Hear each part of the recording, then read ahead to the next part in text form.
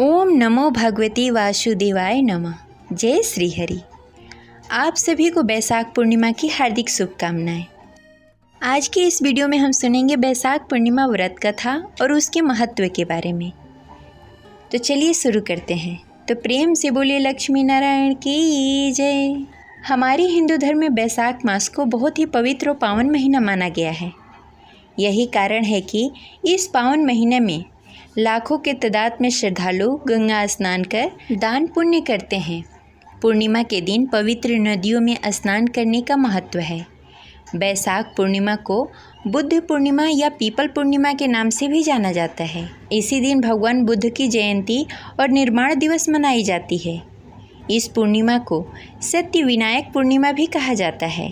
भगवान श्री कृष्ण के बचपन के सहपाठी सुदामा जब द्वारिका में भगवान श्री कृष्ण से मिलने गए, तब भगवान श्री कृष्ण ने सुदामा जी को सत्य विनायक व्रत का विधान बताया और इस व्रत के प्रभाव से सुदामा जी की दरिद्रता चली गई और वह ऐश्वर्यशाली बन गए।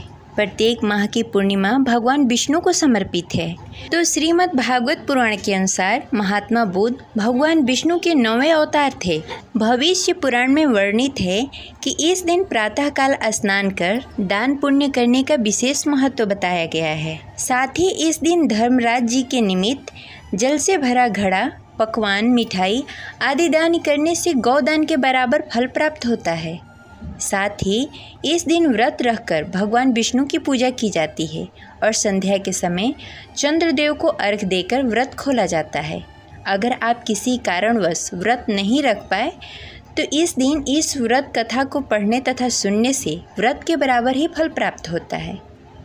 तो चलिए शुरू करते हैं बैसाख पूर्णिमा व्रत कथा। तो प्रेम से बोलिए लक्ष्मी नारायण की जय। द्वापर युग में एक बार माता यशोदा ने अपने पुत्र भगवान श्री कृष्ण से कहा, हे कृष्ण, तुम संसार के रचयिता और पालनहार हो। आज मुझे कोई ऐसा उपाय बताओ जिसे करने से स्त्रियों को सौभाग्य की प्राप्ति हो, साथ ही उसकी सभी मनोकामनाएं पूर्ण हो जाए।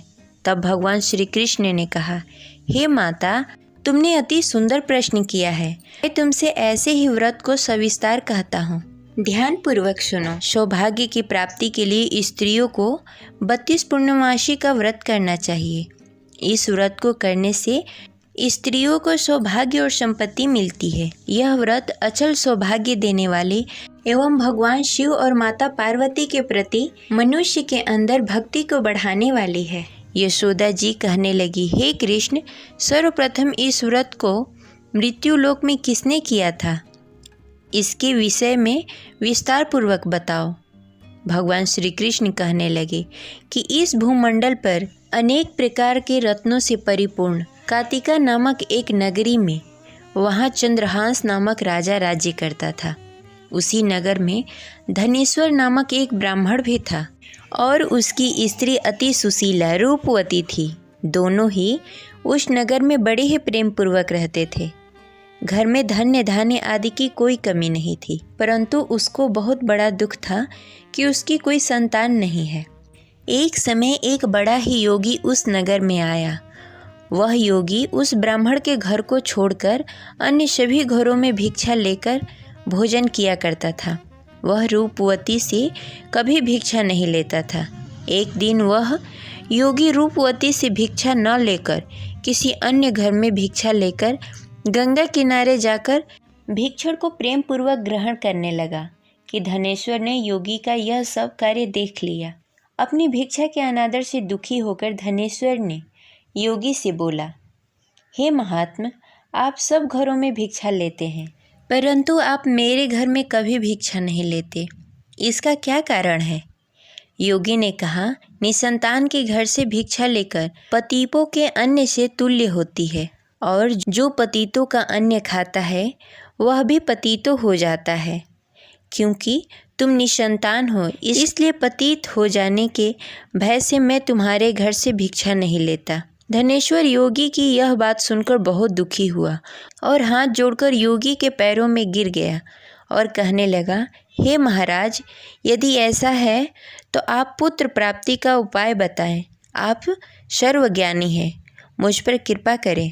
हे भगवान, मेरे घर में धन धान्य की कोई कमी नहीं, परंतु मैं पुत्र न होने के कारण अत्यंत दुखी रहता हूँ। आप मेरी इस दुख का हरण करें, आप समर्थवान हैं। यह सुनकर योगी कहने लगे, हे ब्राह्मण, तुम चंडी की आराधना करो।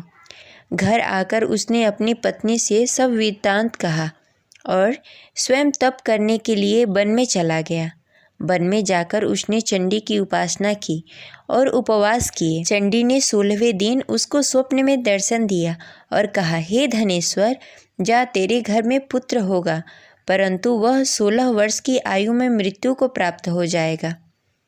यदि तुम दोनों पति पत्नी 32 पूर्णमासी का व्रत विधि विधान पूर्वक करोगे तो वह दीर्घायु हो जाएगा। जितनी तुम्हारी सामर्थ्य हो आटे के दिए बनाकर शिव जी भगवान का पूजन करना, परंतु पूर्णमासी का व्रत 32 होने चाहिए। प्रातःकाल होने पर इस स्थान के समीप तुम्हें एक आम का वृक्ष दिखाई देगा। उस पर चढ़कर एक फल तोड़कर शीघ्र ही अपने घर चले जाना और अपनी पत्नी से सब वेदांत कहना। ऋतु स्नान के पश्चात वह स्वच्छ होकर श्री शंकर भगवान का ध्यान करके उस फल को खा लेगी। भगवान शिव की कृपा से उसे गर्भ हो जाएगा। जब वो ब्राह्मण प्रातः काल उठा, उस स्थान पर एक वृक्ष उगा हुआ था जिस पर एक अत्यंत सुंदर आम का फल लगा हुआ था। उस ब्राह्मण ने उस आम के वृक्ष पर चढ़कर फल को तोड़ने का प्रयत्न किया, परंतु वृक्ष पर कई बार प्रयत्न करने पर भी वह चढ़ नहीं पाया। तब वह ब्राह्मण को बहुत चिंता हुई। तब विघ्न विनाशक श्री गणेश भगवान की वंदना करने लगा। हे दयानिधि, अपने भक्तों को विघ्नों का नाश करके उसके मंगल कार्य को करने वाले, दुखों का नाश करने वाले, रिद्धि सिद्धि प्रदान करने वाले, आप मुझ पर कृपा करके इतना बल दें कि मैं अपने मनोरथ को पूरा कर सकूं। इस प्रकार गणेश जी की प्रार्थना करने पर उसकी कृपा से धनेश्वर वृक्ष पर चढ़ गया और उसने सुंदर आम का फल तोड़ लिया। और धनेश्वर ने सोचा, जो वरदान से फल मिला था वो यही है और कोई फल दिखाई नहीं दे रहा। उस धनेश्वर ब्राह्मण ने जल्दी से घर जाकर अपनी पत्नी को वह फल दे दिया और उसकी पत्नी ने अपने पति के कहे अनुसार उस फल को खा लिया और गर्भवती हो गई। देवी जी की असीम कृपा से उसे एक अत्यंत सुंदर पुत्र प्राप्त हुआ, जिसका नाम उन्होंने देवीदास रखा। माता पिता के हर्ष और शोक के साथ वह बालक शुक्ल पक्ष की चंद्रमा की भांति अपने पिता के घर में बड़ा होने लगा। वह बालक अति सुंदर, विद्वान और बहुत ही पढ़ने में निपुण हो गया। दुर्गा जी के आज्ञानुसार उसको 32 पूर्णमासी का व्रत रखना आरंभ कर दिया, जिससे उसका पुत्र बड़ी आयु वाला हो जाए। 16वां साल लगते ही देवीदास के माता पिता को बड़ी ही चिंता हो गई कि उसके पुत्र की इस वर्ष मृत्यु न हो जाए। इसलिए उन्होंने अपने मन में विचार किया कि यदि यह दुर्घटना उसके सामने हो गई तो वो कैसे सहन कर पाएंगे।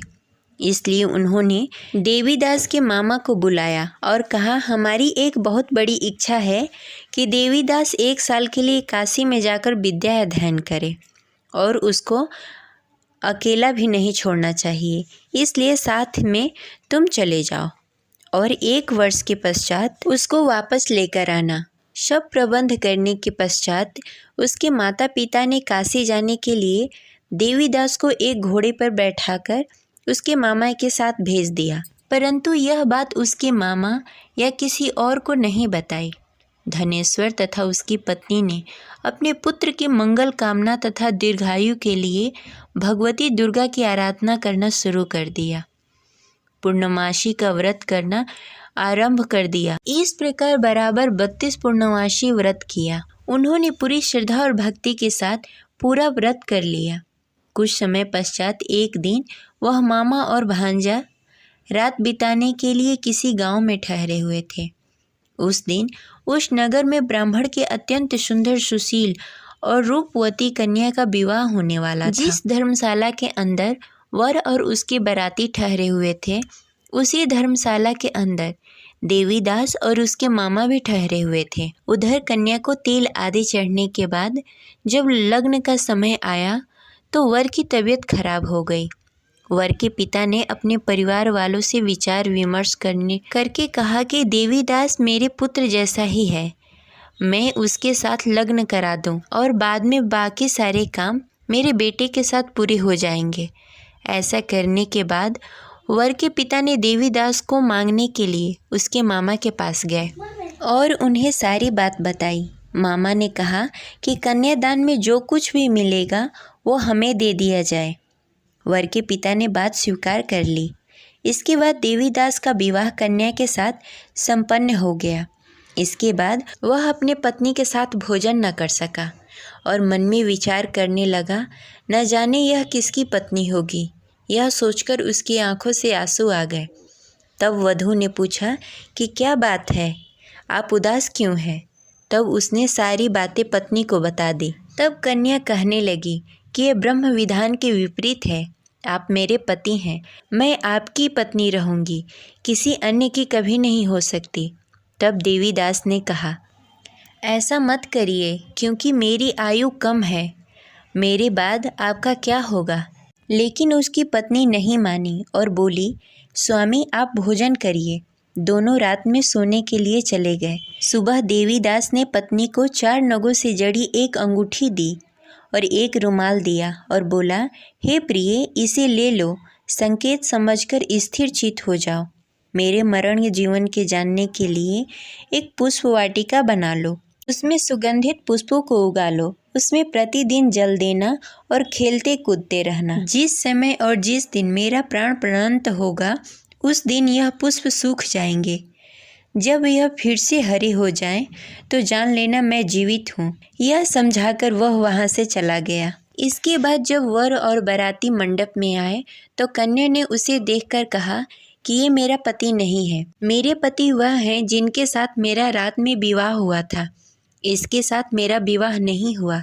अगर यह वही है तो यह बताए कि मैंने इसको क्या दिया, साथ ही कन्यादान के समय आभूषण मिले उसे दिखाए। कन्या की ये बातें सुनकर वह कहने लगा कि मैं यह सब नहीं जानता। इसके बाद सारी बारात भी अपमानित होकर लौट गई। भगवान श्री कृष्ण बोले, हे माता, इस प्रकार देवीदास काशी चला गया। कुछ समय जब बीत गए तो एक सर्प उसको डसने के लिए वहां आया, लेकिन वह उसको काट नहीं पाया क्योंकि उसकी माता ने पहले ही 32 पूर्णमासी का व्रत कर लिए थे।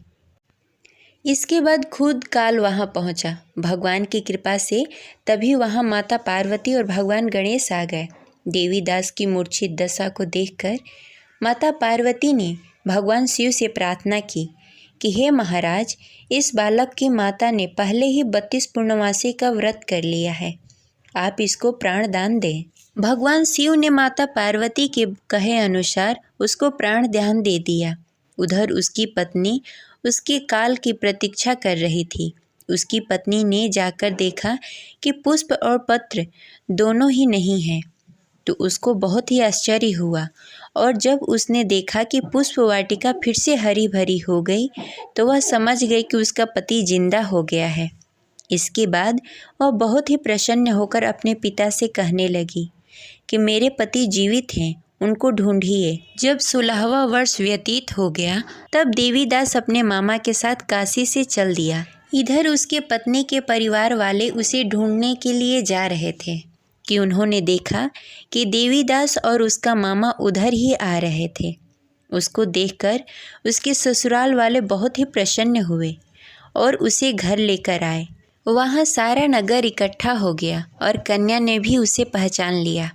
देवीदास ने इसके बाद अपनी पत्नी और मामा को लेकर वहाँ से चल दिया। उसके ससुराल वालों ने भी उसे बहुत सारा धन और दहेज देकर विदा किया। जब वह घर के लिए चल रहा था तो उसके माता पिता को लोगों ने खबर दे दी कि तुम्हारा पुत्र देवीदास और उसकी पत्नी और उसके मामा आ रहे हैं।